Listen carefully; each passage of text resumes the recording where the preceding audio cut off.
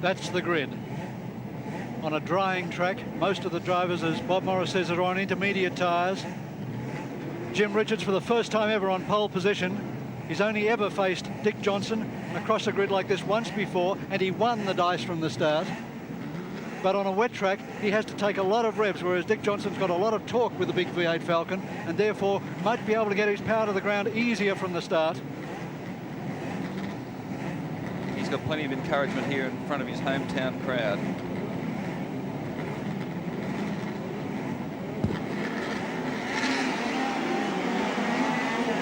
And look at Richards start. Johnson's got no option but to duck in behind him, and here comes Harvey down the inside in the Marlboro Holden dealer team Commodore. George Fury around the outside of Harvey in the Nissan. Perfect start from Jim Richards. Nissan with Fury takes over third position from John Harvey. And look at Fury go. I think he's really going to settle into this. Peter McLeod back in fifth position. Behind him, Warren Cullen in the Holden Commodore. And look at Jim Richards. Isn't he skillful there, throwing that big BMW around in slippery conditions? Should be a little bit exploratory on the first lap, but these boys are really going for it. McLeod had to change a tail shaft after an early morning practice session this morning when a vibration appeared in the motor car. So he should be feeling out the motor car at this stage. McLeod, the only man who can really challenge Dick Johnson. And look at Fury. He's coming right up there. He's in a perfect position. Richards covering himself.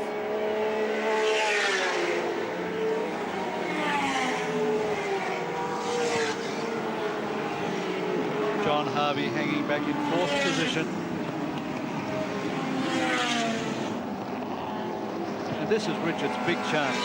After a dismal year where he's been as low as 16th position at Oran Park 3 weekends ago and as high only as 5th. Dick Johnson, third, rather. Dick Johnson loves this circuit, his home circuit. He's very quick through this back part of the circuit under the Dunlop Bridge.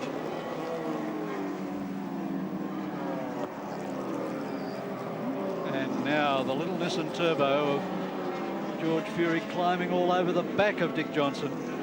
Johnson's having a little trouble getting his power down up the steep part of the circuit. Fury is very close here coming onto the main straight. He'll try and set himself up for a braking pass at the end of the main straight as they enter the Porsche carousel.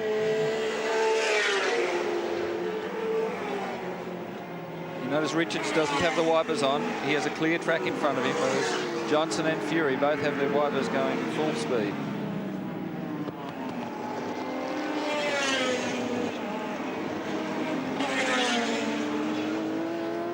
And Johnson catches Richards as they come up to the BP rise there. Richard seems to be working very hard at the wheel, Bob. Well, he is working hard because he doesn't have the power of the V8, but he certainly has the handling and the skill in these wet and slippery conditions. Two cars here in the BMW and the Nissan that haven't performed creditably all year, and Harvey's off. Harvey's off at Hungary, Valvoline corner. Oh yes, and the Nissan's through. Fury's passed as they enter the main straight. The pressure's really on Richards now. 60.6 seconds is the lap time, an average speed of 142.6 kilometers an hour. Look how Fury caught up there. Right on Richards' tail there now. Lap record is 56.8 seconds standing to Alan Moffat, so we're 4 seconds outside the lap record in these sort of conditions. This is a big chance for George Fury. We're seeing the two drivers who most want to win in a straight-in touring car round now dicing for the lead.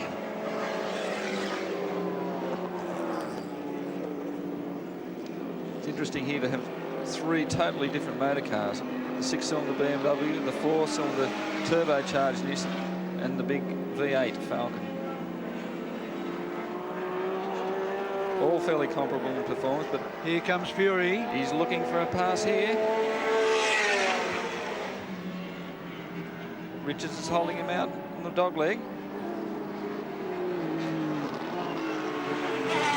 Fury's going to have to be a bit patient, I think, because he has the big V8 Falcon breathing down his neck, and Johnson really wants to perform. And here he comes. He's passing a terribly difficult position down there. And he's done it. So George Fury takes over the lead in the Australian Touring Car Championship, round 6 at Lakeside. Jim Richards in 2nd position in the BMW. Dick Johnson in 3rd position. Johnson has to finish 3rd in the Australian Touring Car title here today to win his 3rd Australian Touring Car Championship. He can afford to hold back and cruise, but that's not what Dick Johnson's doing in front of his hometown crowd. Oh, he's a racer and he wants to race. Lester Spurton retires the Holden Gemini, the slowest car in the event, probably wisely so. George Fury opens a small advantage on the BMW. I think he's opened a large advantage on that.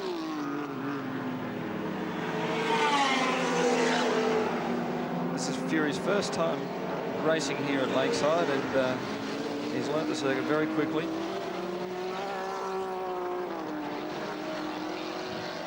I know it sounds silly, but conditions do suit George Fury to a certain degree, in as much as he's a man who loves a car that twitches and slides. And he's got magnificent car control.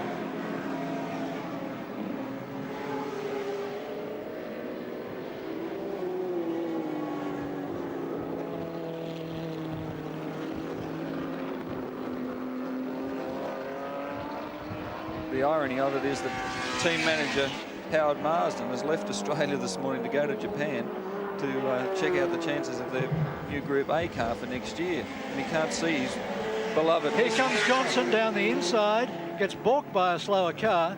There's 2.55 seconds separating the BMW from the Nissan in front of it.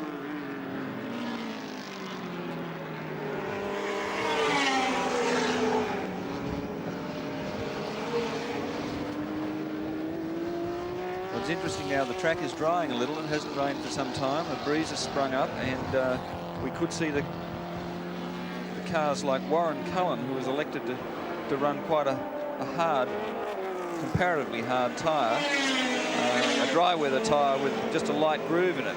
He's perhaps one that we could see coming up later in the race to challenge these guys if it remains dry. Peter McLeod holds down 4th position. Behind him, Warren Cullen. Then comes Gary Wilmington and the local driver Barry Lawrence in a borrowed Holden Commodore. Behind him, Andrew Harris, and then Alf Grant.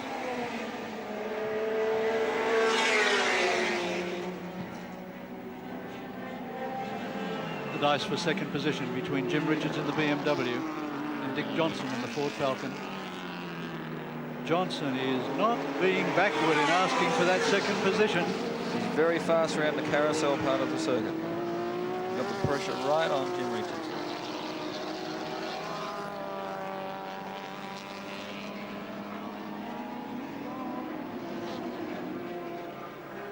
The last round of the Australian Touring Car Championship was won, in fact, by my co-commentator, Bob Morris. Bob, just how much development is left in these motor cars? Well, I think if the cars kept going for 10 years, it'd always be development. Somebody always finds a new tweak and something to make them go just a little bit faster all the time. Must be but there's frustrating. not much left in it. Must be frustrating you today that you're here sitting with us rather than down there racing.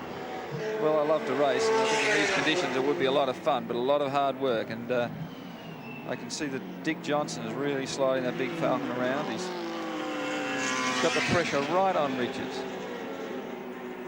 Richards is very cool.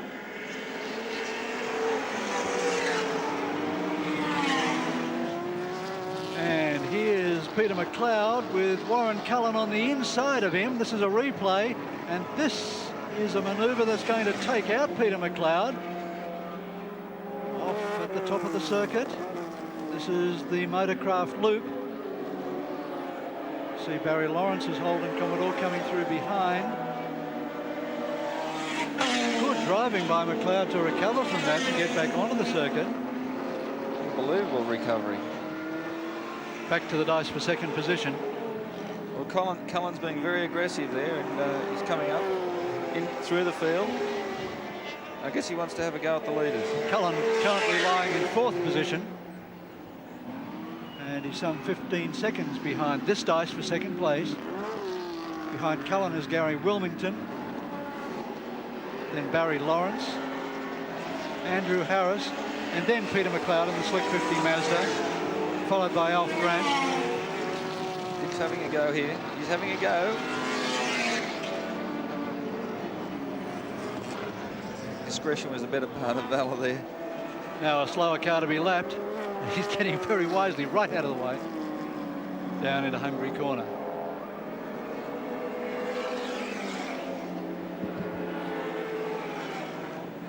Johnson in the overlapping manoeuvre backs off just a little bit. Coming up to lap now, Craig Harris in the Ford Capri V6. Only 19 years of age. Harris gets out of the way. Look at the lock that Jim Richards had on that car as he came through Castrol corner onto the main straight.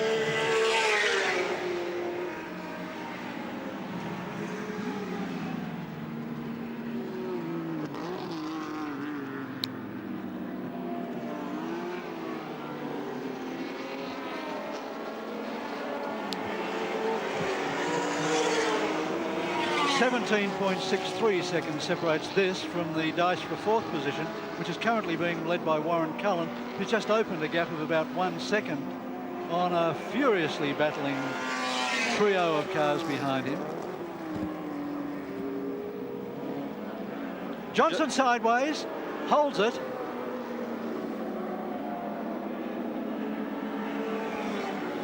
It takes a lot of car control to get yourself out of that situation. As Bob Morris said, the track in an incredibly strange position at the moment, where it's dry in some parts, wet in the other. There's Warren Cullen in fourth position in the K-Mode car.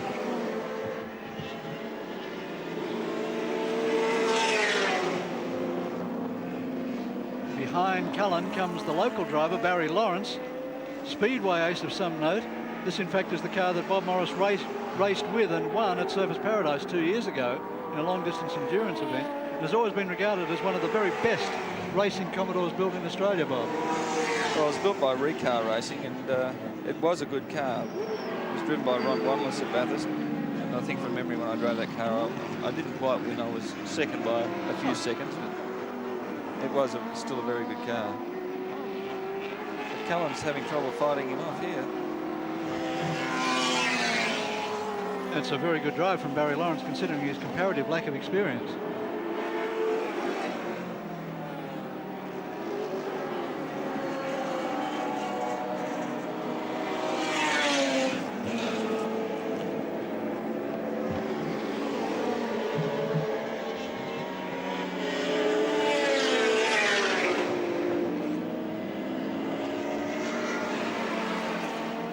I think Lawrence is going to have a go at passing him before too many laps. He's right behind him when they get to these slower cars, which is always a difficulty. 16.1 seconds separates them from Dick Johnson, still lying in third position. So the gap closing somewhat. They had been out to 18 seconds. There's Johnson. He appears to have dropped the pressure off Jim Richards a little. Jim has a couple of car lengths gap there, which is the most they've had all race, I think. Johnson may be starting to think that third place and his third Australian touring car title wouldn't be such a bad idea. But boy, he's quick across through the motorcraft loop.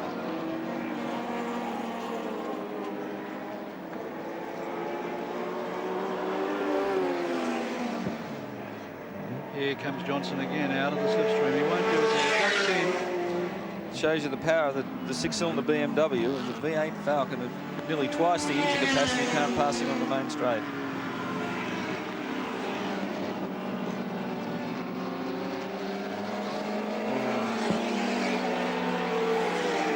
Johnson really wants that second position.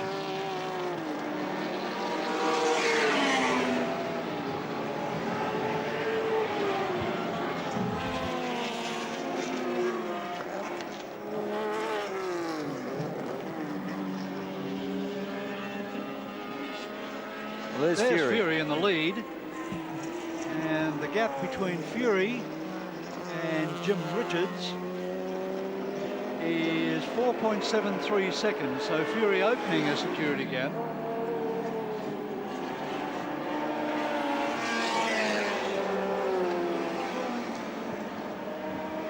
4 seconds with so many laps to go. It's a nice buffer, but it's still a long way to go, and anything can happen. This race over 35 laps, 84 kilometres. They're currently on lap 13.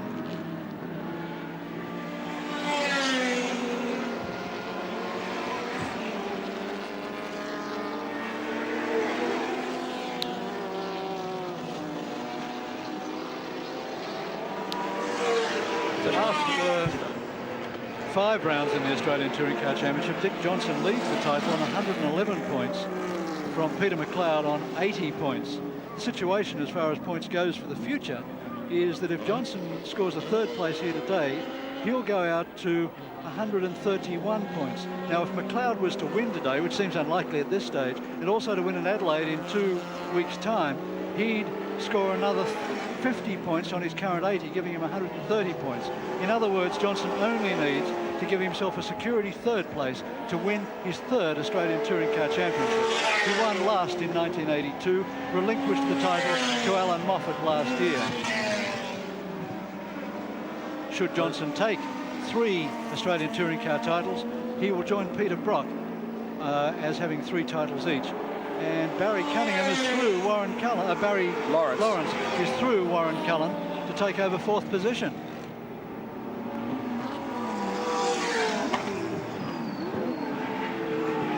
He's driving quite aggressively in these slippery conditions. It's good to see him having a go. The all-time record holder in Australian Touring Car Championship wins is Ian Pete Gagan with 5 rounds on 4 Australian Touring Car titles.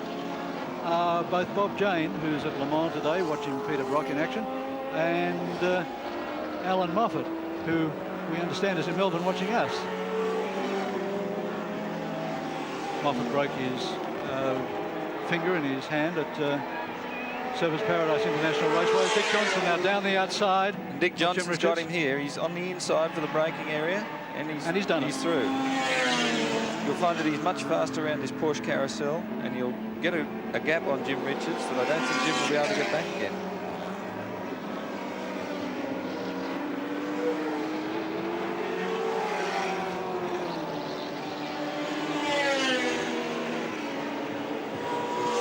George Fury has the lead on Johnson, who is 5.15 seconds behind. Fury coming up to lap John Harvey, and Johnson's really going for it. Well, I think Dick is finding the conditions are drying a little bit, possibly suiting his car a little better than the wet was, and he's taking advantage of it. Whether he can actually catch the flying Nissan is another thing to be reckoned with. But you can see the gap that he's opened up on Richards. It just shows that Richards was holding him up considerably there for a few laps. In fact, the gap is 2.3 seconds back to Richards, while it's 5.32 from the Flying Fury back to the aggressive Johnson. I think they're all aggressive out there today. And Fury's through John Harvey.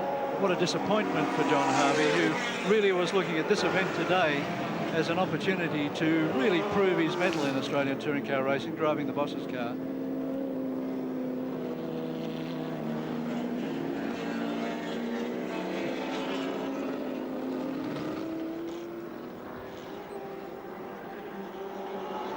Fury flashes his lights at a slower competitor, and the gap drops. I'll check my watch again to be on the safe side. Drops to 3.11 seconds.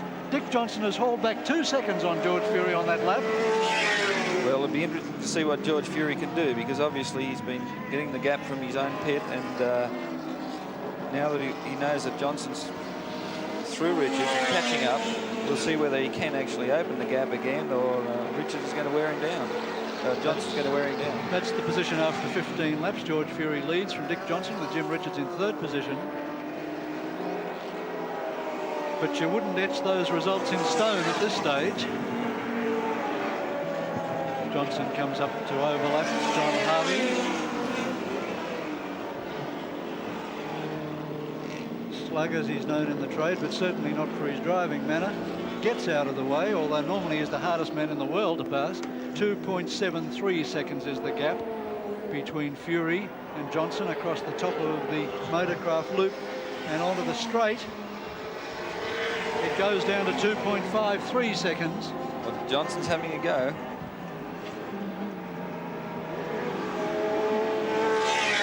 Question is, Bob, as Johnson's on intermediate tyres and the track is drying, will the tyres of the big Ford Falcon do 35 laps? Well, they're both on intermediate tyres. Fury is on Avon intermediates. We're not quite sure what compound. There could be quite a soft compound. Whereas Johnson is on Dunlop intermediates. Now, a lot depends on the compounds that they're using, whether they're going to deteriorate as the track dries. It's all a bit of a lucky dip when you start the race in these wet conditions, whether you're going to shower again as it did at surface, or it's going to dry, as it appears to be now. Fury's taken the challenge. He's opened the gap to 2.76 seconds. Only marginally opening it, but he now knows that Johnson's there.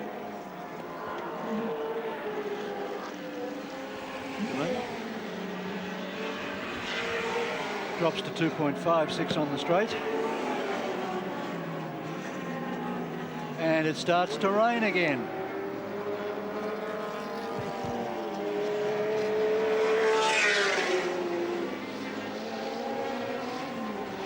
George looked in his rear vision mirror there to see if you could see the green Falcon appearing over the horizon. Fury currently lies in 18th position in the Australian Touring Car Championship with only 15 points scored in the first round when he took 5th place at Sandown in February. Since then, he's had a dismal run, having electrical problems at Simmons Plains and then having to take on the spare team car, only to have the rear axle break on the starting line when it took more power than it could stand. Then staying away from Surface Paradise to try and find reliability matched with power, only to be taken out on the second corner of the Oran Park round when he made his return by Alan Grice, who tried to pass him on the grass on the inside going to the stop corner at the end of the main straight. And there's the Slick 50 car of Peter McLeod.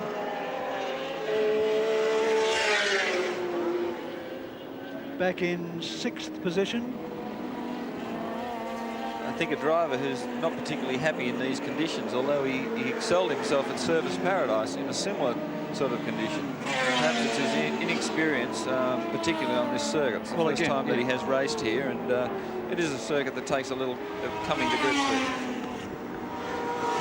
He's managed to get ahead of Gary Wilmington and Andrew Harris, however, after his off caused by Warren Cullen.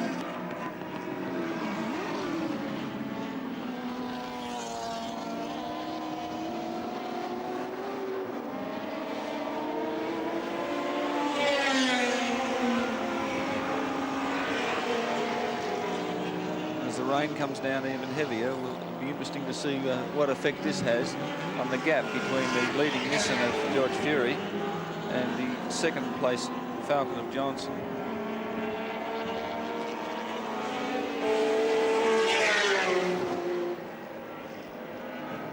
Perhaps Jim Richards has ordered this rain. He might move up on them again. Well, I'll put a split on the distance between Richards and Fury.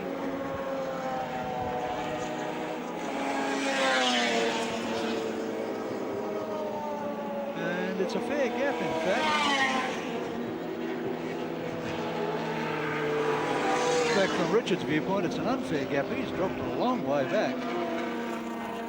Perhaps that's why team manager Frank Gardner was at the back of the pit doing that rain dance, or was he stamping on cane toads? 20.77 seconds is the gap between George Fury in the lead and Jim Richards in 3rd position. So it would take quite a deal of rain to let the Rainmaster make up that sort of a gap. With half the race now run, there's the 20-lap order: George Fury, Dick Johnson, Jim Richards.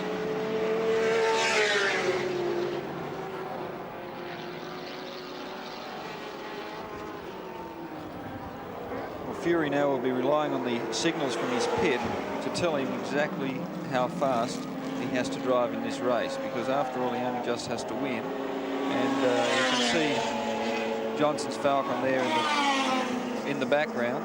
The gap is 3.65 seconds between Fury and Johnson. gap comfortable enough so that he can take his time in the traffic. After all, when you're lapping a car in these wet conditions, perhaps they might not see him arrive with the rain and move over, or whatever can happen. So Fury has to be very careful lapping these cars. A big crowd has turned out at Lakeside for the FM 104 round of the Australian Touring Car title today, mainly brought by that radio station, in fact, who have really been promoting this event this weekend. And you just wouldn't expect to see this many people at such a wet meeting, except for two factors. It's been well promoted, and Dick Johnson is racing in front of his hometown crowd to win his third Touring Car Championship. And for that, the Queenslanders would step over a whole nest of cane toads.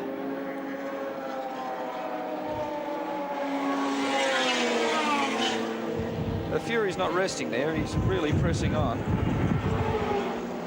Two slower cars between Fury and Johnson, slowing him down through the loop, in fact, and he drops to 4.68 seconds behind George Fury. There's now not only rain but high winds sweep in across the Lakeside circuit and almost blow our commentary position away. Well, Johnson, of course, wants to finish first of all, and secondly wants to win. So to finish, he has to be very cautious when he's passing his lap cars, because one off could see him right out of the race. There's Barry Lawrence in fourth position, dicing with Warren Cullen. Cullen coming down the inside. Not the place to pass, it's there. Lawrence has got the gate on him, but Cullen, as they come down the straight, is side by side with him as they come down past the start-finish line, and may take over the lead as they go through the loop. Lawrence has to back off, and Cullen takes it back over. Cullen in the Kmart car, lying in fourth position in the Australian Touring Car title on 62 points. He's been consistent this year, and his professional approach to his motor racing has helped him have consistent high placings. Well, he's had 3 fifths, a 6th and a 12th, in fact, in the Australian Touring Car title to date.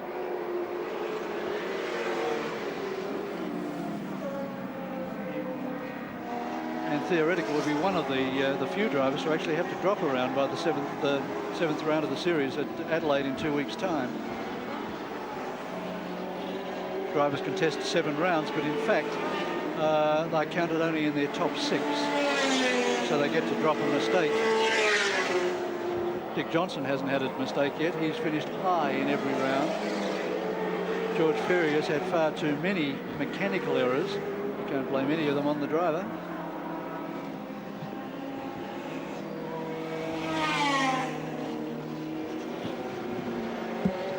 Well, I think Nissan has been pioneering the turbo car, and it looks like the way the future will go in motor racing will be turbos, and Nissan have been pioneering for 2 years. And good luck to them if they can get their car up here in this sort of position.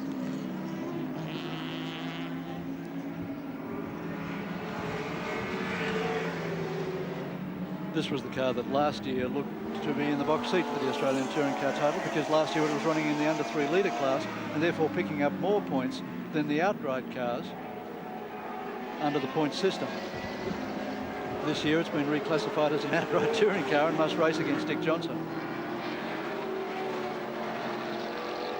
on a point-for-point basis.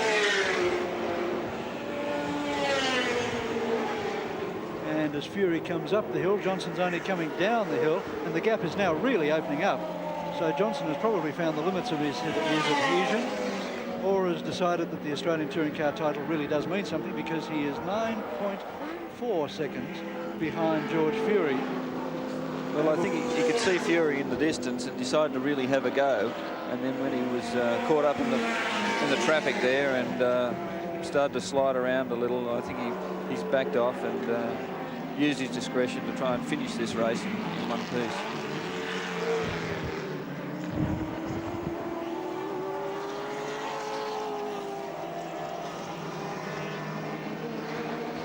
After 25 laps, 10 remaining, the order still remains George Fury, Dick Johnson and Jim Richards. Richards is 25.6 seconds behind Johnson. Well, in fact, the Commodores of Cullen and Lawrence are actually catching Richards. 3.16 seconds is the gap between Richards and Cullen, and that is very much the dice of the moment. There's Richards in the JPS BMW. Richards so far this year has scored a 3rd, a 4th and a 16th 3 laps down at Oran Park after having his brake line torn off by the debris strewn up by the Alan Grice George Fury crash. And Jim delighted this morning that he'd taken pole position. First time ever that the JPS BMW has been on pole. As we watch George Fury, less than 10 laps remaining to his first Australian Touring Car Championship win in this year's series.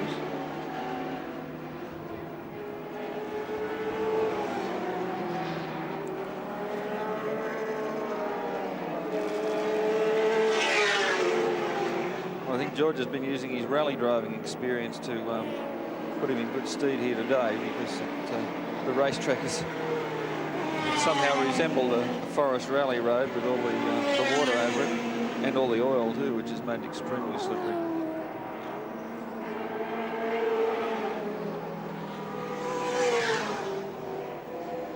In fact, Fury didn't get any wins last year either. He took 2 second places. A 3rd, 3/4.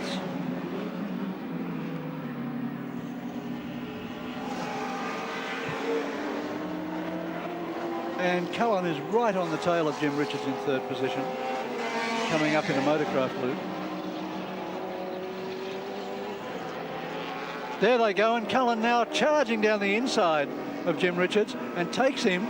So the 3rd place changes in favour of Warren Cullen.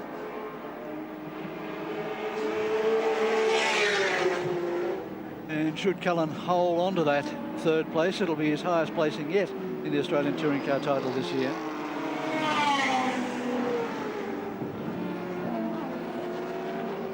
And Cullen having his own little battle in the point score situation. On 62 points, he stands to take over 3rd position in the Australian Touring Car title this year from Peter Brock. Brock racing at the Le Mans 24-hour race today will be back in time to run at the Adelaide round in 2 weeks' time. Brock currently holds 73 points in the title, and Cullen currently holds 62. A good result from Cullen today could see him hold out Peter Brock in 2 weeks' time to take 3rd place in the title behind Dick Johnson and Peter McLeod. That'll be a good result for Cullen, who brought new sponsorship into motor racing this year with Kmart.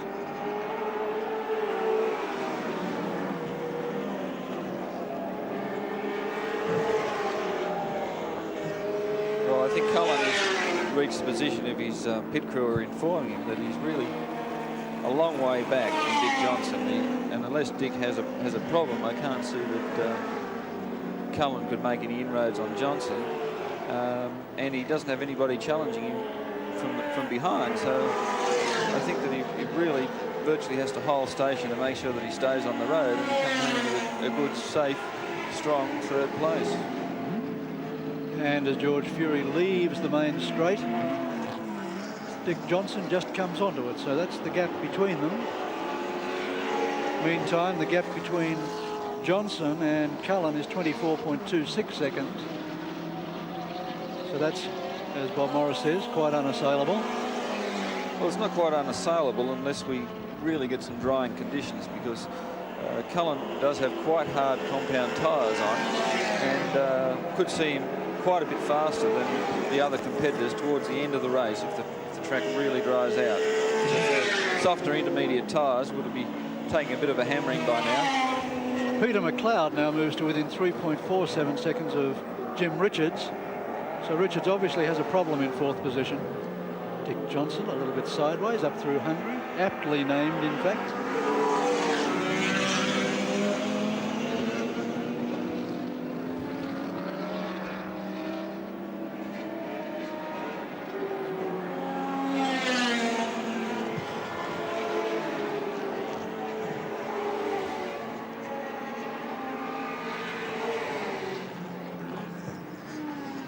Johnson's car's been a model of reliability this year. Something that the big V8s didn't have in preceding years. To a degree, Bob, it's been a bit forced on him, though, because the car still doesn't handle all that well, so he's not been able to explore the full potential of the engine. Well, I think it's not handling too badly in these sort of conditions today. You know, if you have a bad handling car, it just doesn't handle in slippery conditions. And this car's doing a good job. And Dick's looking really good there right now. And he looked good at Surface Paradise in slippery conditions, where he drove excellently to take the win there in front of his hometown crowd.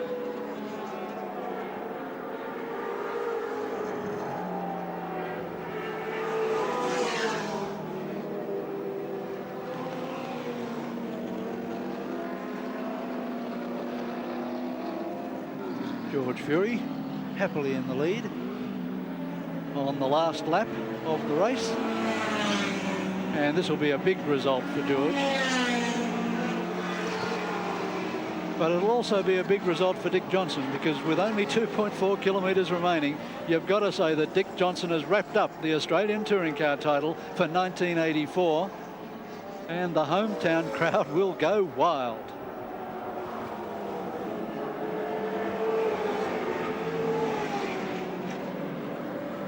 Well, Everett's glowing red like that. It's not showing puffs of white smoke, and that makes George Fury very happy as he comes over the top of the hill for the last time, and he can now coast to victory. Well, I think a driver's always nervous in the last few laps of the race, because you're always listening for the noises or whatever else can go wrong, and especially when it's only a matter of coasting to the finish like he has. And the checkered flag comes out for George Fury, winner of the Australian Touring Car Championship Round 6 at Lakeside Circuit, and here comes the winner of the Australian Touring Car title for 1984. In second position in this motor race, Dick Johnson from Queensland in the Ford Falcon. And Dickie's done it. 1981, 1982 and 1984 Australian Touring Car champion. Third position will go to Warren Cullen, who comes up to lap John Harvey and won't pull out of the slipstream in time to do it. And there's the dice for fourth place between Jim Richards and Peter McLeod. McLeod desperately needs those points. Jim Richards can't do anything with them, really. And side by side, they come to the finish line, and it's anyone's race. And it's Jim Richards takes fourth position. A good drive and a good result for Jim Richards in the JPS BMW. Peter McLeod in fifth.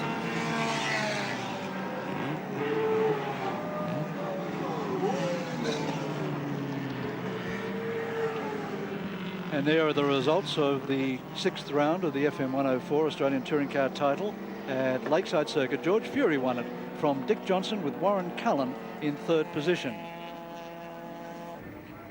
And after the sixth round of the Australian Touring Car Championship, the race for second and third place at Adelaide in 2 weeks' time is looking great. Dick Johnson has won on 136 points, but then look at Peter McLeod on 95, Warren Cullen on 82, Peter Brock on 73, Jim Richards on 67, and Andrew Harris on 49, all still in points contention for major placings in the title. Bob Morris, thanks very much for joining us today. Let's go now to Bob Vincent with Dick Johnson. Well, I think the honours belong to Dick Johnson for his third win in the Australian Touring Car Championship. So first of all, we'll have a word to Dick before we go and see George. Congratulations, Dick, on winning your third championship. And what wasn't the best of days, but you performed tremendously well. Thanks very much indeed. You know, it's been rather easy for us, really. It's been just the simple fact that the car has been so reliable throughout the season. You know, we still haven't failed to finish a race, and I sincerely hope that we can continue on with the same run of luck at Bathurst. And my thanks goes to all my sponsors, you know, because it's just been so reliable. It must be those Motorcraft parts. It must be. And what lies in store for Adelaide? You're going down and, of course, compete in the final round? Certainly will be. You know, I don't see any reason why we should deprive the people or the spectators at Adelaide to see the car. You know, it's every bit as much of the scene in Adelaide as it is anywhere else in Australia, so we'll certainly go. And the Endurance Championships later this year, looking forward to that? Yeah, very much so. You know, it's the car that really, as I said, has been so reliable, and I think that's what's winning races, and I hope we can win races through that in the Endurance title. Congratulations, Dick, on your third championship. Thank you very much indeed. Dick Johnson winning his third Australian Touring Car Championship And we'll just move across and grab George Fury, who also performed particularly well today, considering it was the first time that he'd raced on this Lakeside circuit, and he'd had a bit of an up and down year as far as this Nissan Turbo has been concerned. George, can we have you for a moment, mate? Congratulations on an outstanding performance, George, considering this is your first time on the circuit and... First time in the wet. the first time in the wet. Thanks, Lee. Oh, it's Dick anyway. Yeah, it's a great thrill. It's good for the boys too that we've won one and they've worked very hard. Nissan Motor Company's been, you know, behind us all the way, and now we've proved our worth, I suppose. It's been a bit of a disappointing year in many respects because you've been battling the speed against performance factor all year. How do you feel now that you've finally got one under the belt and you've got the endurance championships coming up later in the year? Well, you know, we sort of have, without being big about it, we've known all the way that we had the potential to win. It was just a matter of, you know, how long we had to wait, sort of thing. And we proved it last year that we could beat Brocky, and just that we had a run of bad luck this year. And I've been saying to somebody before that cattle market's up and down, and I've learnt that at farming, and I think motor racing is the same way.